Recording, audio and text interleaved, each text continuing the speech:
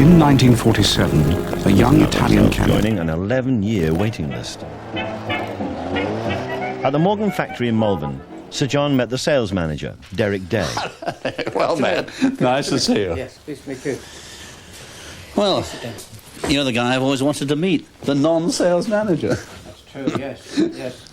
The cars, for all practical purposes, sell themselves, don't they? I mean, They do. I mean, my job, mine and the rest I mean, you're of the really a rationer of cars.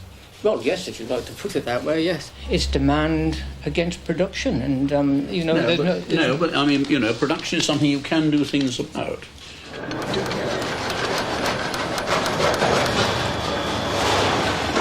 OK, now, walk me through a car. I'd like to actually follow, if I were a car, where I'd go. Yeah. Sir John was shocked by Morgan's outdated production line. The layout of the factory is actually historic. I'd assumed. This factory was started in 1919. Yeah. The layout's absolutely unbelievable. And no wonder they have to start by putting the wheels on, because the car chassis is pushed up and down this hill for every additional step to be carried out. That's all money, all time, and all wasted expense. For a car to spend 3 months in manufacture in this factory with all the attendant costs seems to me to be absolutely crazy. I accept the need to hand-build the car, but they don't even like to use power tools. I cannot see that a Morgan owner is going to be fussed whether people use hand snips or power snips.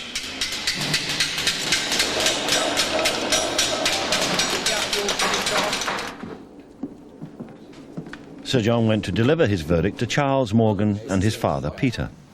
I have never been anywhere where there is such total conservatism with the little c. There's such fear that changing anything, anywhere, is going to destroy the magic. Any change is going to be a hell of a battle. Therefore, you may as well go for more radical change, because you only get shot once. Yes, we all are conservative, and my workers are too. There's no doubt about it, because change comes very, very hard indeed. I also thought it would be pretty easy for them to increase the prices and to be more profitable. But Peter and Charles Morgan had lower ambitions for the business, and my advice was pretty unpopular.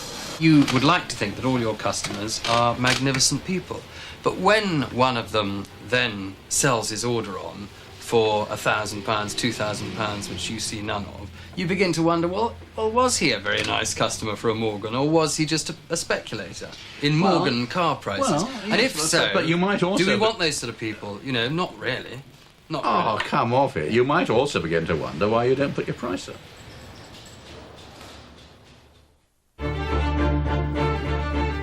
I've kept in touch with most of the companies I visited. However, the Morgans were so angry with what I'd said that it's taken them 10 years to have me back. So I wait with great interest to find out what has happened, if anything.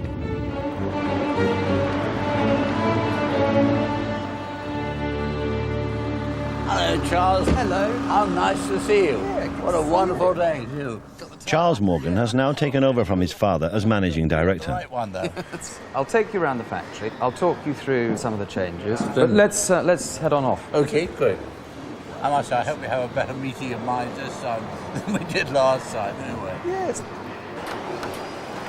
Charles, this all seems much lighter than when I was here.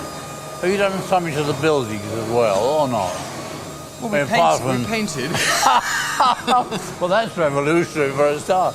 No, the main changes are that we now take 17 days on average to build a car when it was 48. That's a hell of a... And the other thing is that you'll see half the work in progress that you saw before. So, whereas before you saw nearly 100 cars... Right, yeah. Well, of course, we put it back in the factory. Yeah. So that enabled us to build the water-based paint shop. Yeah. That also enabled us to sort out the layout. This is looking much more like a production line, I must say. We're still pushing the car about, actually, Yeah. on its wheels. Part of the reason for that was that we just thought, well, cars have wheels, why Well, why create more not? wheels? No, I mean, I never thought that was silly. Well, the, only having- thing, the only thing I didn't think was good was having to push the bloody thing up the hill. Yes, well, we don't do that anymore. It's all downhill. Well, you solved that problem. A decade ago, the staff were unused to change. You're the foreman, huh? I am, yes. How long have you been working here? 30 years, 31 years. Always on chassis? Yes. My God, you must know your chassis by now. Yes. Have you seen a lot of changes during that time? No, not a great deal at all, no. 10 years later, Sir John catches up with the same foreman. Looking forward to seeing you again. David Day. Wanted to ask you the same question. See any changes around here? An awful lot. My God, you have, haven't you? Is it easier? It's much better, yes. A lot better. But the process makes it so much simpler as well. Yeah. We'll go on, because actually what I do want to show you is how far we've got with the actual bodywork in terms of accuracy. Because that is being laser cut now, and of course we do have this new wing, which is the superplastically formed wing. It's all go here. This is actually a local company. They make the whole wing out of one sheet of aluminium. They actually heat it, and then they blow air pressure, and it actually assumes the shape of the front wing of the car. That's remarkable. That's wonderful. So it's a huge. It's the biggest tool they've ever made. Actually, it's absolutely. After 10 years, the hand snips have finally gone. But it's still a handmade car. And they're proud of the new technology they've introduced. That's stainless steel, which has been laser cut. So really, all you've got to do, as the skilled sheet metal worker, is give it its shape. Yeah. Give it its outer shape. And we're going to laser cut all the outer panels of the car. Because that was something when we were doing our analysis of what was value added and what wasn't. The customer didn't really mind whether it was cut with a pair of scissors or laser. No, I remember at the time thinking that was... They've cut the body panels with hand tools for years. This is really a great leap into the future. He's getting soft. Allow you to have a bloody crane as well. You can't know you're born with a crane. No. Certainly made a difference. I must say, Charles, there's a transformed feeling in the plant. Oh, thank you. No, really, and bloody good. Morgan has finally changed. With the money they've saved, they've invested in their first new car since 1968. They're in the final stages of designing it. It's quite difficult to get some of this big square engine. But it will be a few months before Sir John gets to see it. The got to come off first. It's taken them forever, but they have made a lot of changes. They've even got the waiting list down to 4 years. We had to decide how long we wanted the waiting list to be on average. Yeah. And we've decided about 2 years. We think that's about right. realistic. That's what I always thought you should aim for. Yeah. Which would mean that we're still not producing enough cars really yet to satisfy that waiting list. So since we were last here, we were doing 420 cars. Yeah. This year we'll do about 580. Yeah. So that's a 38% increase. And I remember you said you thought we ought to double.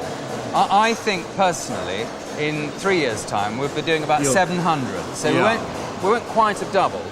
With every The actual production numbers have not gone up very much. How they're going to fit in a new model, I can't imagine. Going into the car. Will the new model also be on this line? Yeah, absolutely. Well, I mean, frankly, actually, when you have a new model, you will have a tiger by the tail to some degree, because if the demand is there, you suddenly find you've got a 50-year waiting list again, you'll be in deep doo-dah. Peter Morgan still remembers the fallout from Sir John's original visit. And you were very upset, I know. No, I wasn't. No. Because I walked out. Let's be honest release, about this. A lot of things get said, you know. But no, I said to Charles, well, I don't think it'll do us a lot of good, but it certainly won't do us any harm. And the amazing part was that immediately after that programme, the telephone in the sales office kept ringing constantly for 3 months. When I was here. Yeah. It wasn't quite, it might have been intermittent then. In fact, it's so amusing. You're against the kind of delay we had, quite rightly. Yeah. But the very fact of your visit put it up 50%. I'm not surprised the demand went up, because in fact you showed really a hand-built product at a competitive price. You wanted us to put the price up, and I'm bound to agree that I did put the price up a little bit more than I was going to. But, of course, neither of us knew at that time the recession was just around the corner. And in actual fact, I think in hindsight, it would have been a big retrograde step to put the prices up too much. My only point was that with the waiting list going longer, there was a clear sign you could put the price up. What I felt I had failed to get across to you both was the necessity to make changes, not in the design of the car, but in the actual manufacturing technology of the car. You didn't really believe that we could make gradual changes, and that it would be better, in fact, to actually make one big change and make it in a big bang. And in fact, we didn't do that, and we didn't do that for one reason, really, was it seemed to us like a high-risk strategy. But I do believe that one thing I was right, if you hadn't made changes, you would not all be here today. I do think, if you had stayed where you were, inevitably the tide would have overtaken you. I think your new model is brilliant timing. Might have been even better if it was 2 years ago, but okay. Oh no, it has a ring about it, the millennium. But I still wonder, Peter, how on earth you're going to cope when you have an entirely new model hitting you? I'd have no objection if Charles made it more labour-intensive. I know that seems odd now, but I think a few more people in the right place could probably give us quite a few more cars. Charles, I do have to ask you, when you're nearer unveiling time, can I come and have a look at the new car? Of course you can. I'm not sure they realise that if the new car is a success, it can't be handled by just a few more people. He is, I'm sure, right to introduce a new model, but the whole factory is very constrained. On their own say-so, they can probably only produce 3 or 4 extra cars a week. I can't believe that you can launch a new car with that sort of production capacity behind you. Sir John will be back to see the new car.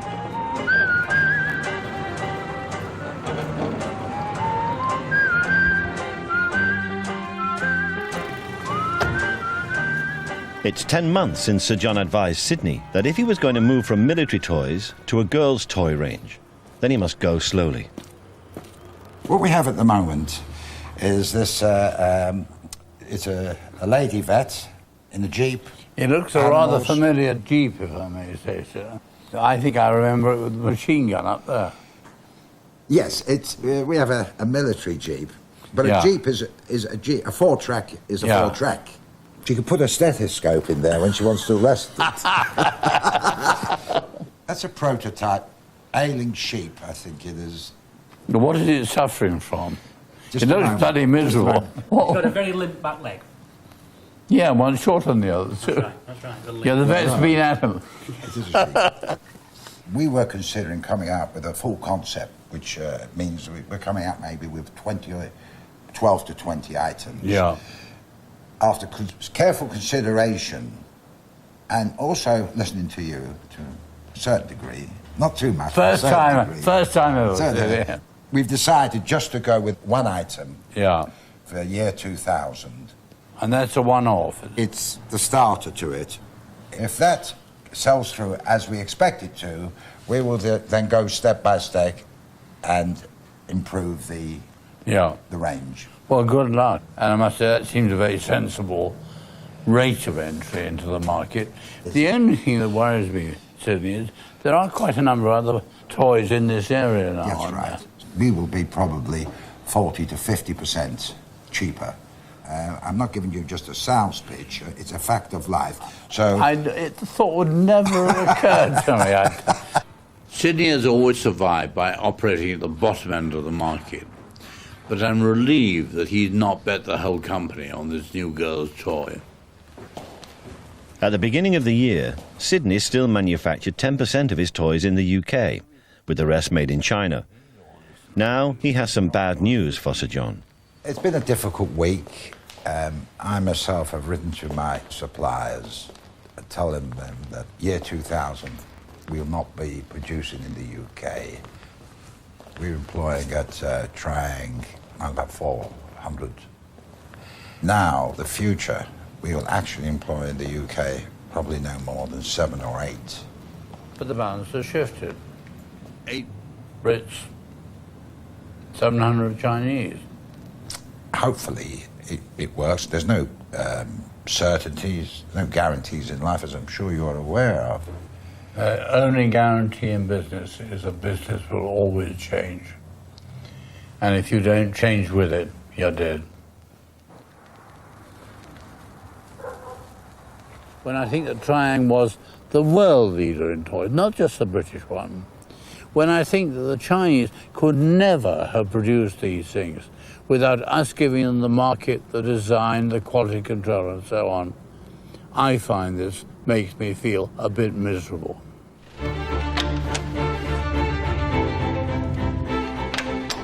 It's 2 months since Sir John visited the Morgan factory, and Charles has invited him to a sneak preview of their new model. Well, talk about top secret. I'm driving through this lovely countryside to a remote location where all will be revealed. The new Morgan will still be hand-built with a wood frame, but it will have an aluminium body and a 4.5-litre engine, designed to make it lighter and faster. It won't be revealed to the public for 3 months, so Charles has insisted on a secret rendezvous in the Welsh Hills. Morning, Charles. Sit. Morning, how are you? I see you're well equipped with the appropriate animal. Yes. Now, come on, Charles. Where is this? It's killing me.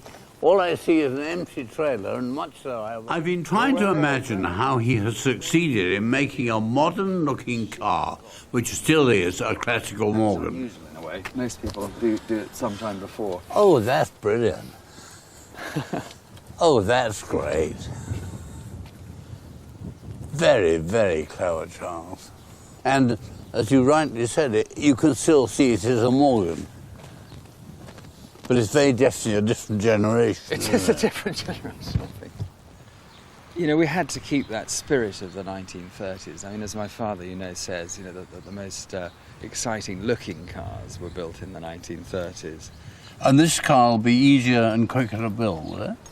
This car will definitely be easier to build than the old one. So how many of these could you build a week? We're starting with four cars a week in July. And what could you get up to? Oh, well, that would be telling, but... Well, I think that's jolly exciting, and I must say, I do hope it goes well. It goes like an absolute bomb. I didn't have any doubt about that.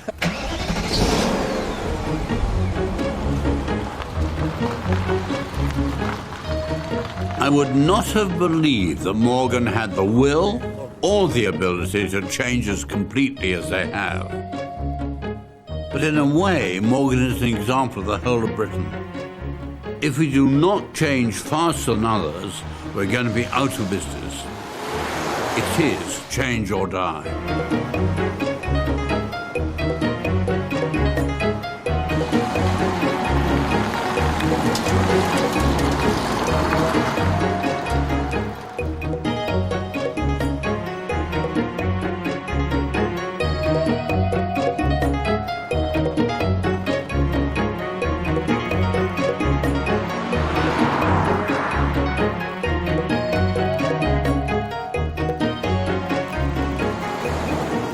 This is very jolly comfortable, I must say. Very nice indeed.